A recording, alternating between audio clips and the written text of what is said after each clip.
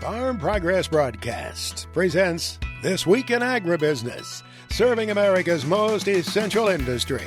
Brought to you by Case IH. Solutions for every challenge. Equipment for every farm. Case IH, built by farmers. Hello, everyone. Thanks for joining us here for This Week in Agribusiness. I'm Mike Pearson. Last week saw a deluge of headlines for the world of agriculture, but one of them is keeping livestock producers awake at night. And that's the news that the New World Screwworm was discovered just 70 miles south of the U.S.-Mexico border in Nuevo Laredo. That's very close to home. It's very close to Texas.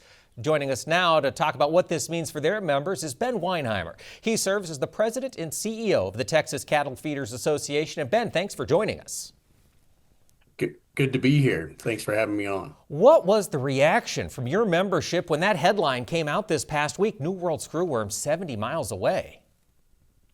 Well, it's clearly something that we've been watching very closely now over the past year. And as we've been engaging with a variety of state and federal agencies and, of course, a number of industry and university-based outreach activities, there's been very much a growth in the awareness around the New World Screwworm issue and just exactly what is being done, what needs to be done. And of course, mitigating and working to push back and eradicate the screwworm in Mexico is a big part of that. So to see the screwworm news here the other day with additional movement north, of course, that definitely got our attention again. And one for which we hope that both of our federal governments here in the U.S. and in Mexico are continuing to prioritize both the response and preparedness activities. Absolutely. Best case scenario is we're able to push that screwworm back down farther south into Mexico and back to Central America. But Ben, your members are on the front line. Are they doing anything? Are there any things they can do on the farms to prepare for this sort of risk yet? Or is it just a wait and see environment? So from a preparedness perspective, the focus has really been on making sure that we inform and educate as many of our people about the New World Screwworm, just exactly, what activities they might want to consider implementing more as a reaction to the screwworm should it reach the U.S., but knowing exactly how the screwworm functions, what its life cycle is, symptoms to be cognizant of and on the lookout for, so that those of us amongst our membership who care for millions of head of cattle can be fully prepared and be able to respond in a manner that's appropriate should it need to be done at that point in time. That makes a lot of sense. Now, Ben, of course, from your membership watching their livelihood on the line here, is there anything TCFA would like to see additional, either from the U.S. federal government or from the state of Texas or even from Mexico's legislators? So there's clearly a number of things that still need to be done, both in the response effort and in the preparedness area. We need additional sterile fly capacity here in the U.S. and in Mexico. That was the successful technique that worked well to eradicate the screwworm both out of the U.S. and Mexico. And we need that additional production capacity to really have the number of sterile flies that are needed to be successful in this eradication effort. And even before those plants can become fully operational and functional, we need a new dispersal center in South Texas that would allow for the sterile flies that are currently produced at the facility in Panama that USDA operates to be brought up and then dispersed from the north into the south to push back the screwworm flies. So those are a couple of key activities there that need to be done on short order. Absolutely. Give us another front in this battle against the screwworm. Ben Weinheimer, thank you so much for taking the time to join us and fill us in what it means to Texas cattle feeders. Our market segment this week is brought to you by Farm Futures. Keep up with these volatile commodity markets at farmfutures.com.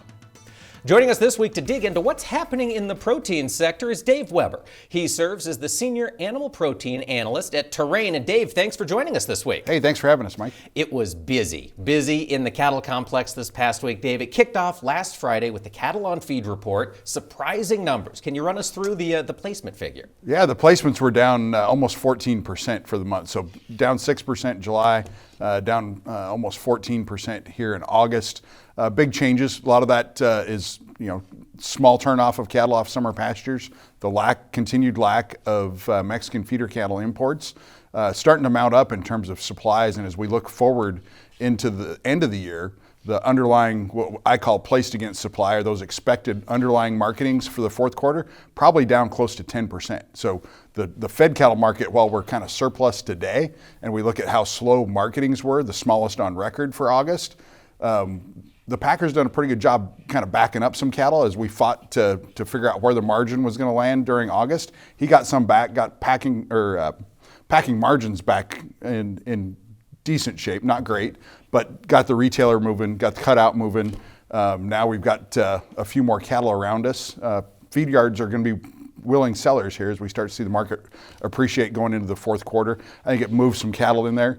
The futures really didn't draw them like we'd normally expect. A premium in the futures market, we just didn't have as much there, so the packer kind of had to force it. We're going to be okay as we get through this, but there's going to be tighter supplies, and it's going to get incrementally tighter really November on. All right. Now, Dave, of course, we've talked about the decline in cattle numbers, just the pure per head numbers that we've got, but what about weights? We've seen them coming up, helping to support cattle production, or beef production rather. Is that still the case? It is, and this last week we're about 2 pounds from record high, so we're back to big cattle, big cattle, and that's solved part of the beef production standpoint problem. It's true for ground beef and chucks and rounds, and we are seeing increasing numbers of those going into the grinder to support this lack of grinding material. But on the cut side, it's still a challenge. We got small head counts. There's only so many ribeyes and so many strip steaks in one, and if you make them bigger, that number doesn't increase like weights do. So we've got that challenge as we work towards the holidays. I think ribeye prices get kind of sporty again for the fall run, and that's probably good for everybody in the cattle business and packers too. It is. As long as the consumer's got the cash, this is all going to come back to. And Dave, we'll talk about that in just a second. But I also wanted to jump to the next news headline to rock the cattle market this past week, which was New World Screwworm, 70 miles south of the U.S. border in Mexico. What does this mean for the industry as you look out a little longer term? It means prolonged lack of placements. We're down about 834,000 head, I think, year to date. Placements down almost that much. The decline in imports of Mexican feeder cattle and calves are about 88% of the decline in placements. Okay. Maybe an easier way to think about that. So we're still cranking through the domestic supply pretty quickly, heifers included. So that's part of the next story on what's going on with herd expansion. But that screwworm getting that close, I think it keeps the border closed for a protracted period of time. Earlier in the year, I thought maybe sometime this year we'd get some.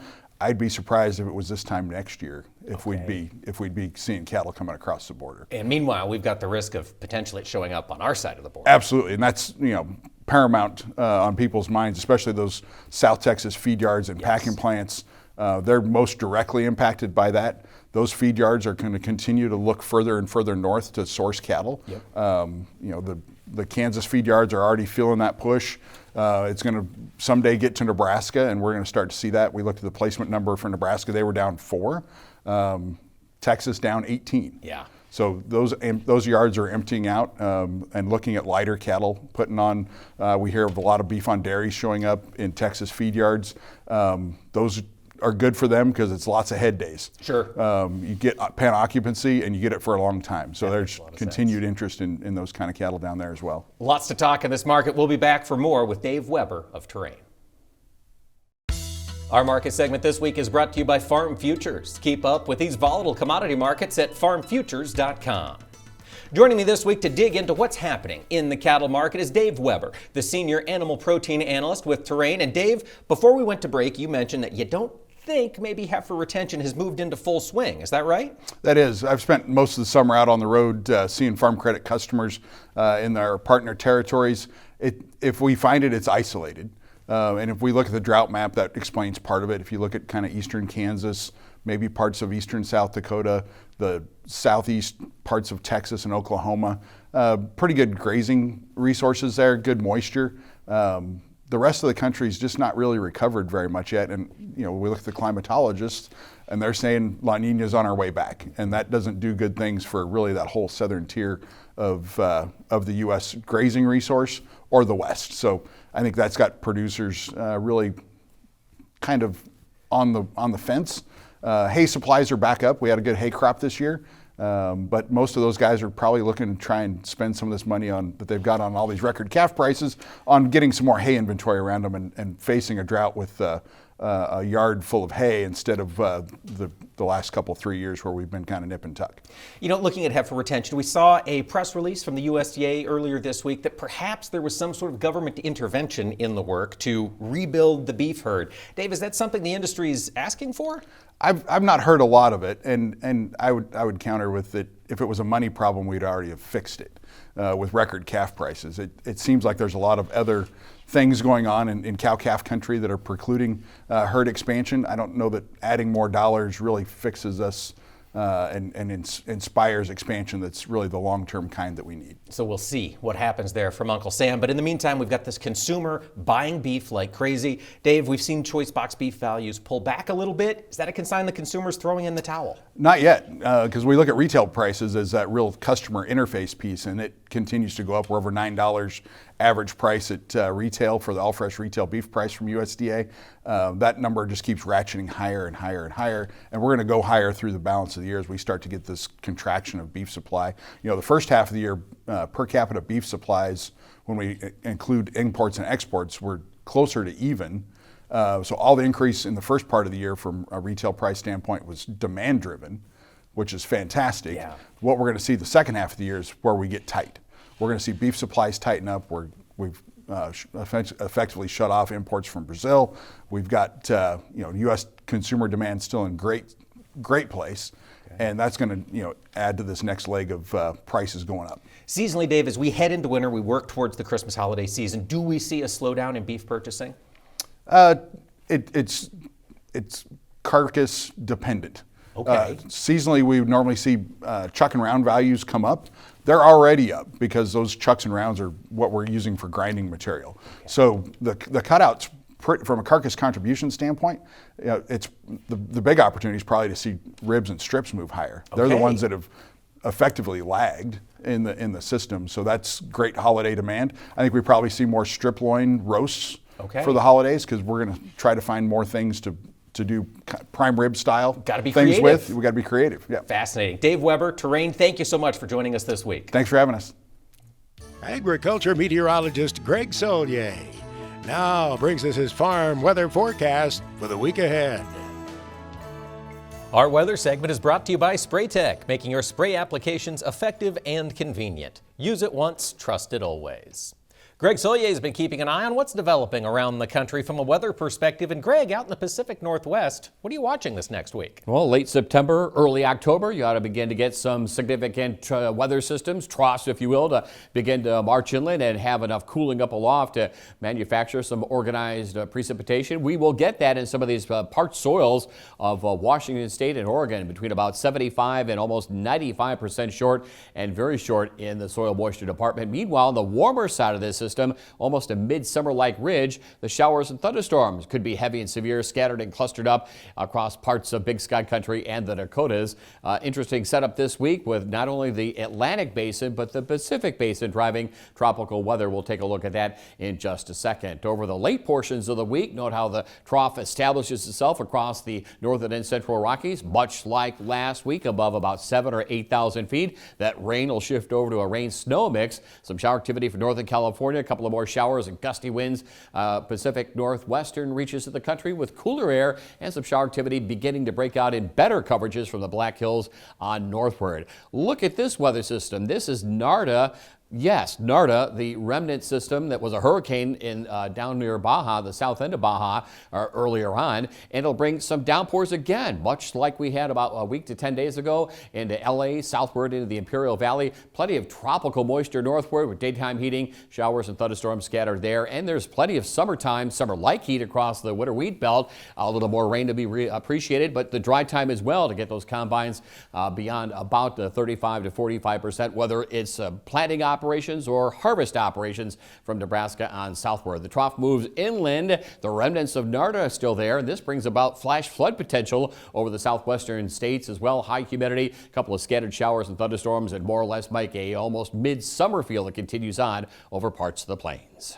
Well, it sounds like it could be good harvest weather over the central Corn Belt, Greg. Is that right? Absolutely, coming off those highly beneficial welcome rains. Glad they came through in mid to late September versus mid to late October or November. Middle to upper 80-degree readings out towards the Corn Palace, Sioux Empire region. A couple of thunderstorm clusters here as that trough moves towards the divide. Warm, dry, high pressure sinking air other than a sprinkle across parts of Wisconsin, the upper Midwest, and a warm front. And it will be out there early and often in a resumption of harvest operations. Down here in east central Illinois, about 90 bushel soybeans harvested per acre, 220 to 225 to 250 in some spots in southern Champaign County, and opportunities to continue on with almost a more or less midsummer feel expected. Maybe a couple of showers and thunderstorms back west of the Missouri later on into the week. That high pressure up aloft across the middle part of the country because of the Atlantic Basin storms. 3 out there, none of which I think will make landfall, but a little depression may come up into the western Gulf here. Some shock activity on the increase out there as the week wears on. Note the tropical moisture,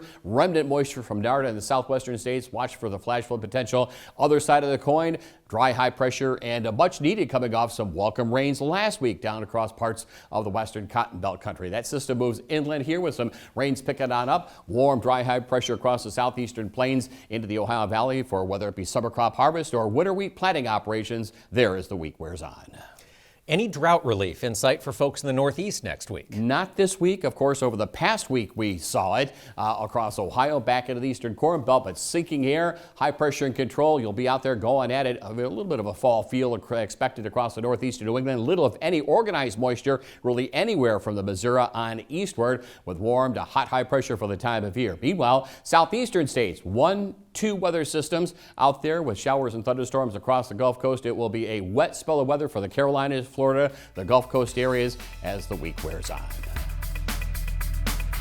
Closed captioning this week is brought to you by Farm Progress. Their team of experts reports on innovative solutions and essential information for your farm business. Visit farmprogress.com to stay updated.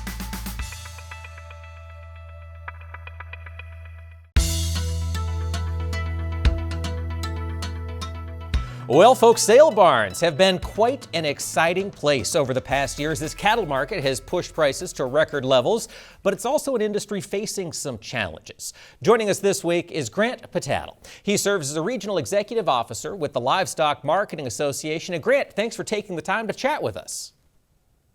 Absolutely. Thank you guys so much for the opportunity. Before we jump into it, for folks who are maybe outside the world of livestock, what is the LMA?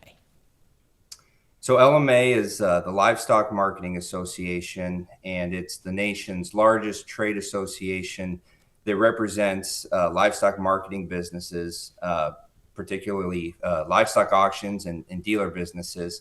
And we're the ag policy voice for those member businesses, and as well as serve on a lot of industry involvement and help that membership through a variety of services. We're kind of a one-stop shop for those marketing businesses and help them deal with a lot of regulatory challenges, ag policy and insurance products. All right. Well, I was hoping maybe you could give us the view from the ground level for sale barns across rural America. I see a lot of videos of a lot of exciting sales happening in auction barns over this past year. Grant, is this enough to turn the tide? Are sale barn owners feeling optimistic about their future given what cattle prices have done? Absolutely. Yeah, this is a extraordinary time to be in the industry. Our membership is, experiencing record high prices. That's certainly an exciting thing for them as well as their customers, and just a great opportunity for them to showcase the power of competitive price discovery here with the auction way of selling.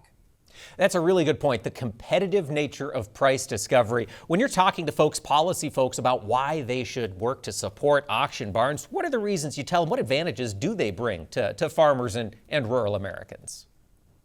Well, first and foremost, they're working to maximize those dollars for independent family farms, and everything that they do is again, it's built on that dynamic of competition.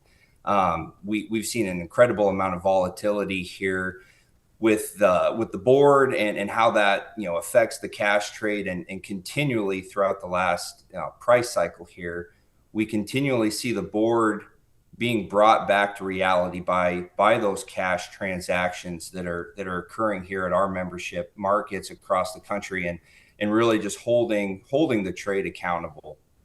It is really exciting to see. It's great for an industry that's seen some consolidation, as we've seen some losses of sale barns in rural communities over the past 20 years. To have that excitement back is truly neat. But Grant, at the same time, we're seeing some states, one in particular, really propose some changes that could change the economics of sale barns. Can you fill us in on what Wisconsin has proposed for these new sale barn fees? Sure. I mean, these fees range from anywhere from 600 to almost 1,700% fee increases on different livestock marketing businesses. The justification for it is that there hasn't been any to occur since 2008, 2009. I think we all would agree that there's been increased cost of doing business in that amount of time, but nowhere near the levels that they're proposing here. They almost leave you thinking that they missed up a decimal point in some of these fee increase proposals. I think it's going to be really problematic. That's a really good point. Now, the figures I've seen, and please correct me if I'm wrong, Grant, but it looks like the cost just to license or permit a sale barn in the state of Wisconsin would go up to $7,500. Can you talk to us about how that compares to the other states you supervise? Absolutely, yeah. It's there's not even anything close in terms of adjacent states. I mean, I think that the most expensive is still relatively similar to what that previous licensing fee was, which was about $420. So obviously that's concerning from the simple fact of promoting Wisconsin livestock potentially to cross state lines to go to neighboring states where they might just have more advantageous pricing conditions. So is that a concern you've heard from your members in Wisconsin? Are they prepared to fight back against these fee hikes? Absolutely, yeah.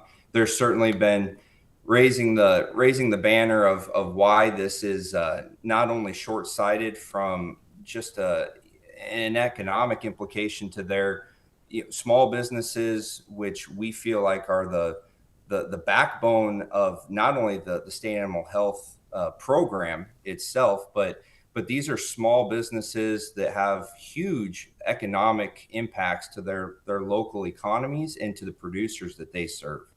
And the fee hikes wouldn't just be on the sale barns themselves. My understanding is it would be on really all aspects of that environment. Haulers, veterinarians, everything would see a fee hike.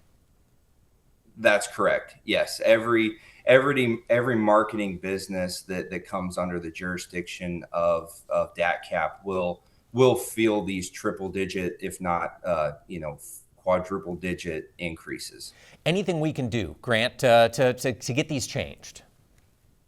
I think that we need to continue to just make folks aware of what's going on. Call your representatives, call your industry officials, opinion leaders in your communities, and continue to raise awareness. This is really, really concerning. And the more people that come to know of it, the more the consensus is that this really is not a good thing for rural Wisconsin. Absolutely not. Grant Pottital, thank you so much for taking the time to join us this week. Thank you so much for having me, guys. Farm Progress Broadcast presents This Week in Agribusiness, serving America's most essential industry. Brought to you by Pioneer, the one that started it all and the one to count on when every bushel counts. Plant the 100th season at pioneer.com/100. Welcome back to This Week in Agribusiness. It's time now to take another look at the agronomy for your acres with our friends from Nutrien Ag Solutions. Joining us this week is Tyler Morgan. He's a crop consultant out of Sargent, Minnesota. Tyler, thanks for joining us. Yeah, thanks for having me again. Fill me in. How are things looking across Minnesota? What are farmers up to there in the state? Stuff's looking great. We had a beautiful summer here. Guys are getting really excited to get in the field and see what we got out there. So, no, it should be, where guys got just starting to poke around a little bit here. We had some wet weather here last week, and so just getting a start on. But I think by the weekend it'll be full steam ahead. Guys will be rolling hard at it here. So I see some rows out of the field there behind you. Yields so far promising? Yeah, the first initial reports we're hearing are sounding pretty good so far. Seeing some big differences in some of the early corn on fungicide application versus untreated. We had a lot of disease pressure up here this summer with southern rust, tar spot, kind of anything and everything, you name it, we can find it this year with the way the weather conditions were. Now, of course, once those combines start to roll, we'll get that yield data. We'll be able to see how these products truly performed in the field. But while those growers are in the combines, they're taking a look at the field. What do you want them to be checking out, Tyler?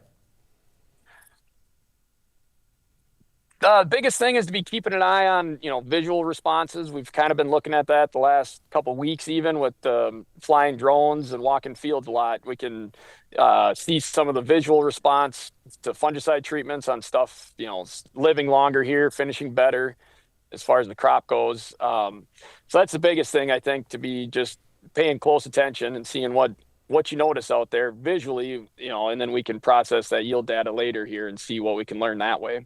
You mentioned some of the disease pressure, the warm, moist weather this season. Did you see a good return on fungicide applications? I think we're going to. Early reports we're hearing some big responses to it on the corn, especially for the disease pressure. Same thing on, I think, soybeans. We're going to visually right now, we're seeing a big difference on white mold, treated versus untreated. Even SDS, as far as seed treatments go, it was very visually obvious here in the last couple of weeks of what fields were treated and untreated with and got hit hard with SDS, whether or not they had a good fungicide on the seed treatment side of things. All right, now it's a question as to whether or not those visual performances will turn into advantages in the yield monitor. And of course, as growers get that data collected, what else would you encourage them to be collecting this harvest season so they're prepared for 2026? Be watching, just pay close attention to hybrids, what they like on harvestability. Same with soybeans. We notice big differences on cut and how much horsepower and different aspects that you don't all correlate just the yield on harvestability, but then also start looking at what kind of fall trials can we get on, or fall products do we need to be utilizing to help push that ROI for next year, as far as the Titan XC on the fertilizer, extract for residue breakdown. Be talking to your agronomist on, if you haven't been using these products, to at least get a look at them and try them out with these commodity prices the way they are. We got to find ways to push yield and ROI even more. That's what it's about. Push that yield to the next level. Tyler Morgan, crop consultant with Nutrien Ag Solutions. Thank you so much for joining us this week. Yeah, thanks for having me, Mike. Agriculture meteorologist Greg Solier returns now with his extended farm weather forecast for the country. Our weather segment is brought to you by SprayTech, making your spray applications effective and convenient. Use it once, trust it always. Greg Solier is back with a look at the precipitation outlook for next week. Greg, who's going to see the moisture? Well, we need it in the Pacific Northwest. We'll get it from an unusual source over the southwestern reaches of the country.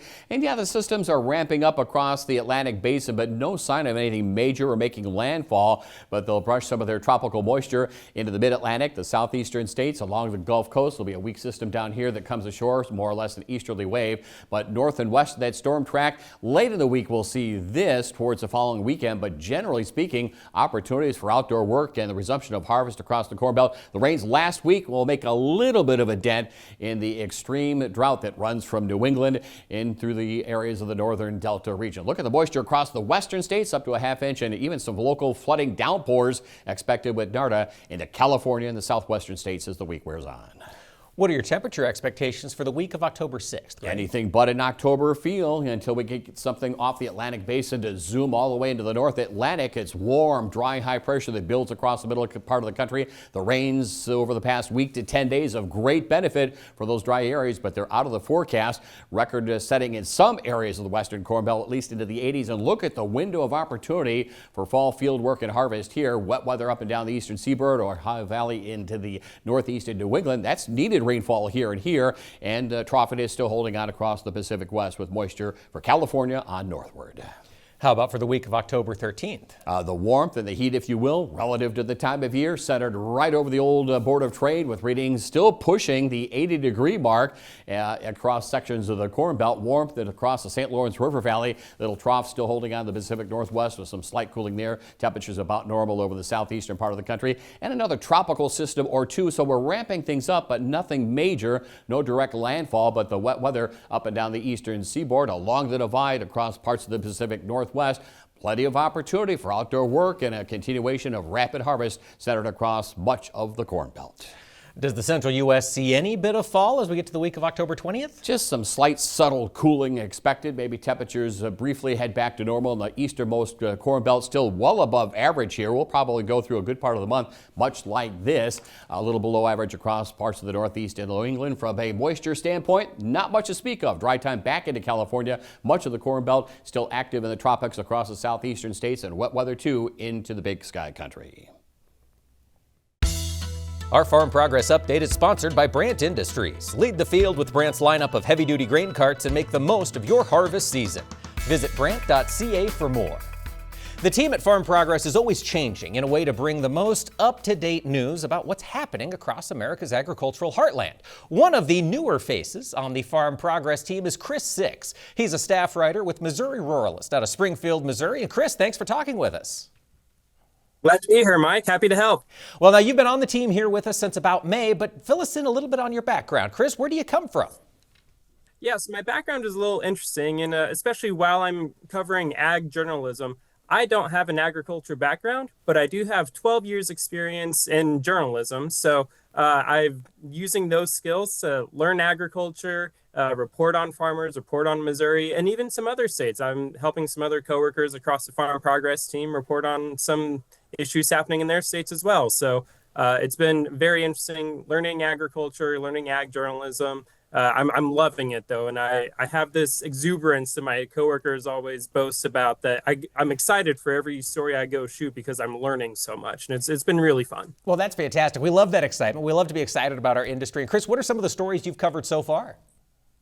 Oh, I've covered a wide range of topics. My very first story really was about the soybean-based foam used for firefighters that's coming out, and there was a Missouri Fire Department that was testing it out. But here recently, actually this week, we just posted a story about combine safety. So most of Missouri is in a drought right now. So as the harvest is going on, we did a story about telling farmers how to safely harvest your crops during a drought. To avoid combine fires, things like that, field fires and whatnot. Another story that's been heating up this month, I did a story a couple weeks ago on feral hogs and how Missouri, their goal with feral hogs is total elimination, which is very interesting. So they're working with farmers. They've actually reduced the feral hog population about 80% since 2016. So they ask farmers to reach out to them. They'll trap the feral hogs, they'll use a drone to locate them, and they'll use a helicopter to finish the job. So a lot of big things coming out of Missouri right now. And what stories are you working on right now, Chris? What will be coming out in the coming weeks? Coming out in the coming weeks, we have a story on, with Missouri, we had a really wet spring, and like I said, we're in a drought right now. So a story coming out soon about how the soybean harvest did. I talked to a soybean agronomist to get his input on that, what he's seen. I also did a story on native grass. So it was an interesting topic with this guy in southeast Missouri who is using native grass for his cattle grazing. So it's a very interesting topic, and trying to utilize that and how it can help with carbon emissions and things like that. Absolutely. And Chris, one of the great things about your work is that you're not just a writer, you're a visual storyteller. So there are always videos going along with your stories as well, which provide a little bit more in-depth, I think, appreciation to what you're covering. Before we let you go, Chris, if folks want to watch those videos, where would you send them?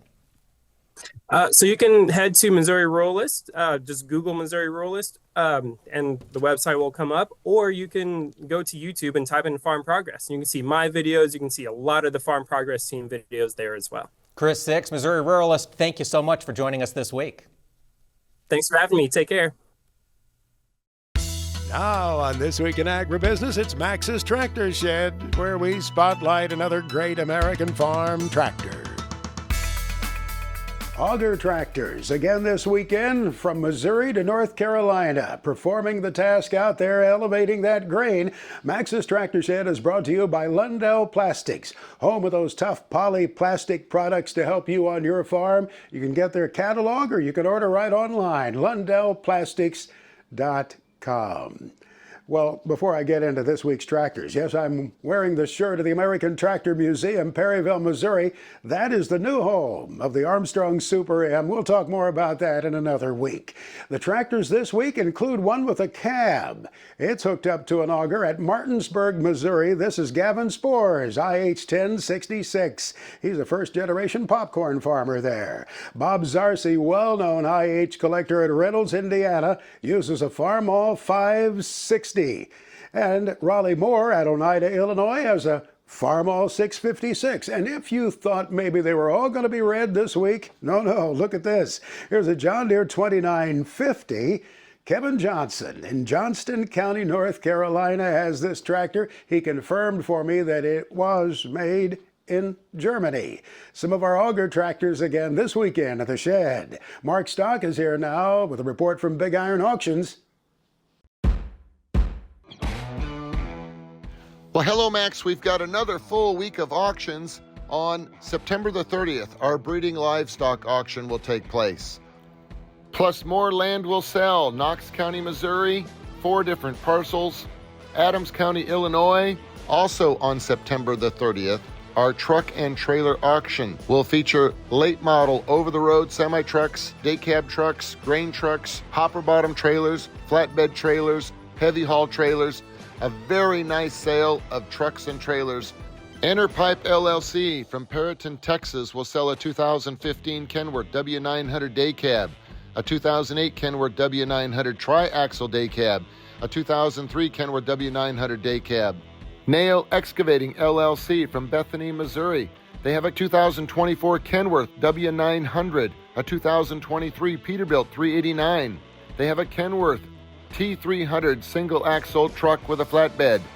Dempco from Spencer, Iowa will sell 2 2024 Dempco side dumper trailers and 2 2024 drop deck trailers. Plus, October the 1st, another big farm machinery sale. And on Thursday, October the 2nd, a residential property will sell in Middleton, Iowa. And we wish everyone a very safe and prosperous harvest season. Our FFA Chapter Tribute is brought to you by Geringoff. Check out the new XFR 50 Draper with 3 times more flexibility than the closest competitor at Geringoff.com. Geringoff, proudly built in the American heartland. Well, this week we're getting to know Leah Kristen. She's serving as the Nebraska State FFA Secretary for this school year. And Leah, thanks for joining us. Thanks for having me. Tell me a little bit about your upbringing. Did you grow up on a farm? Yes, I'm the 6th generation from my family's cow-calf operation back in Steiner, Nebraska. That's fantastic. So growing up with agriculture, what was it that made you want to serve as a leader in the FFA? Without a doubt, my ag teacher is what made me want to serve as a leader. He poured so much into me and every single one of his students, and just seeing his love and passion for agriculture and how much he was able to help me improve throughout my high school career. I just want to be able to do the same for other students in the future. So now you have that opportunity as State Secretary. Tell me what you're excited about as you look ahead to the remainder of this year. This year, I'm excited for absolutely every opportunity I get to connect with students. My team and I just got back from Ignite conference in Kearney, which is a middle school leadership conference. I was grateful for every single conversation, and I just appreciate every single opportunity I get to spread joy for FFA and for their futures and for their life. It's so essential to have that next generation excited about the ag industry, excited about what rural America can bring to them. So thanks, Leah, for getting them fired up, and thanks for joining us this week on our show. Yes, thanks for having me again. Well, fall is, of course, a great time to make an assessment of the work you did early in the season. Chad Colby is a big believer in telling the whole story, and earlier this year he had the chance to visit with a farmer friend of his about some new practices on the farm, and now he sees how they've worked. Earlier this spring on This Week in Agribusiness, we showed the Wade Farms applying fungicide. It's fall now, and I wanted to catch up with Jacob and kind of get an idea on what kind of results he's seeing from those fungicide applications. This year with the heavy disease pressure we had, we're seeing 40 to 60 bushel gains on yield, and the plant health benefits from the fungicide are just truly amazing. Some plants are falling on the ground in the checks where we had nothing, and where we applied heavy rates, they're still green and very good yields. Jacob, you guys are narrow row corn, and I know when you started the process years ago, maintaining that plant health is such a big deal. Talk a little bit about what you've learned as far as from genetics of corn and all the things that make the fungicide application a key component to your narrow row corn. Narrow rows, disease pressure is higher. You're going to get more pressure on tar spot and gray leaf. So we apply heavier rates. We're applying the max rate on Veltima.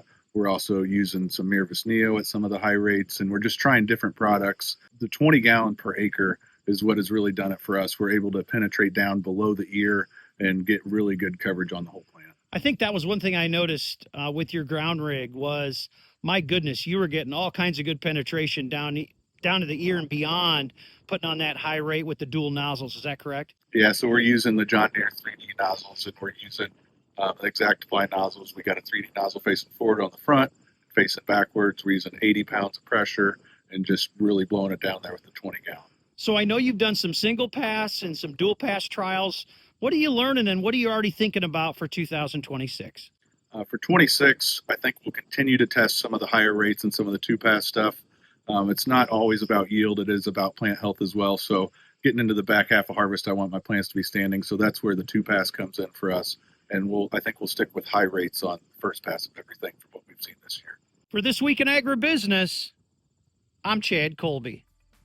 Thank you, Chad, for that update. And folks, don't go away. When This Week in Agribusiness returns, we'll have a chance to talk with Secretary of Agriculture Brooke Rollins. So leave it here.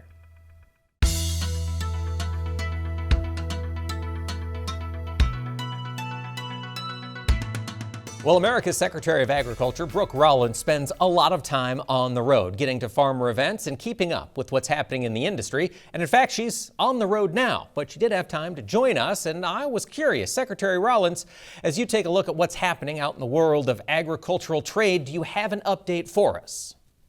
Well, first of all, how great to be on with you. So we're in that time of uncertainty right now. But having said that, deal after deal after deal. This morning, we talked about Taiwan and the additional commitment to buy there. In 2 weeks, I go to Japan, where they're really looking to buy a lot more of our rice.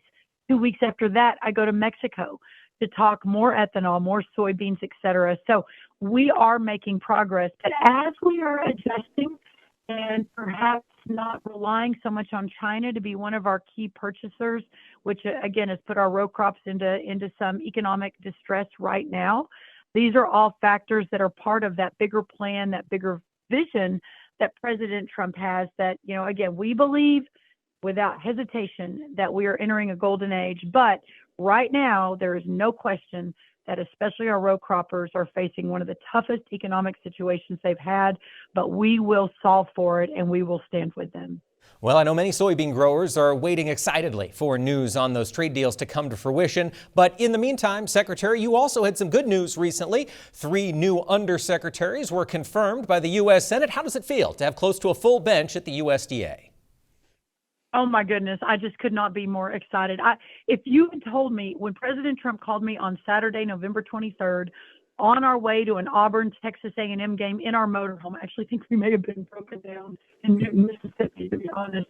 And when I got the call, this job, and then started to think immediately, you can't, you know this, there's the best teams, the most effective teams are those that you surround yourself with people that are smarter and better and bigger hustlers than you are. And listen, I'm a hustler, so that's going to take a lot for someone to out-hustle me. But I immediately began to think about who those people were, talk to those people, got those people through vetting, got the White House to agree to them, moved them through. But if you had told me that it was going to take, we're almost in October, almost a year from when I first started thinking about this last November after President Trump won, I don't think I would have believed you. But now that I have lived it, it's sort of shocking. Having said that, I couldn't be more excited. This is going to be the game-changing, transformative dream team I think that agriculture and our farmers have needed and deserve, but haven't likely gotten, at least recently, that we're putting on the field. So I'm really excited. But please, I'd ask everyone to pray for our team. These are difficult times, and your prayers would be so welcome. Madam Secretary, thank you so much for taking the time to fill us in on the federal view of what's happening in the world of agriculture. And we're pulling for you to get some more trade deals accomplished and to get some of these soybeans moved off American soil. On the Undersecretary's front, I had the chance at the Farm Progress Show to catch up with Richard Fordyce. He hadn't yet been confirmed, but he was optimistic and ready to get to work for America's farmers. Thank you for joining us this week. Be sure to catch us next time right here for This Week in Agribusiness. This Week in Agribusiness is recorded in the Strauss Studios. For more than 70 years and 3 generations, Strauss has been manufacturing high-performance German-engineered workwear, work boots, and safety equipment. Prepare for the next growing season at Strauss.com. This Week in Agribusiness is produced by 22 Creative Group and has been a presentation of Farm Progress Broadcast. We invite you to visit us online at agbizweek.com.